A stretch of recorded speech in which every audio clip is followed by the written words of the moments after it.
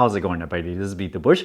This is the 500-watt inverter from PiSFAU. It comes with these little clips and also the car adapter. When you use the car adapter, it can likely only go up to about 10 amps or so. For 500 watts, you probably need to connect it straight to your battery. I connected to the 12-volt battery, and let me turn it on.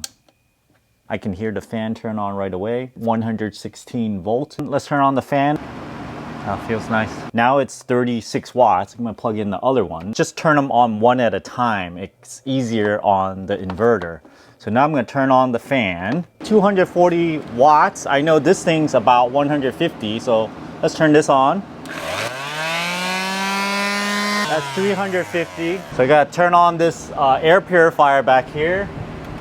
It's showing around 300 watts. This is another 150, so we should get pretty close to the limit here.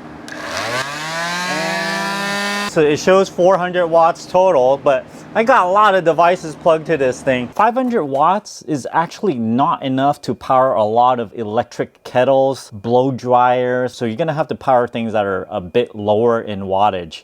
LED lamps, fans, anything without a heating element. I have smaller inverters before, and when I plug in things that are exactly the same wattage, it often beeps and doesn't work. So might as well get a higher wattage one to make sure that your devices will work. There's the terminals here, the exhaust fan, on-off switch. On the other side, there's 2 AC adapters and 2 USB ports. Underside,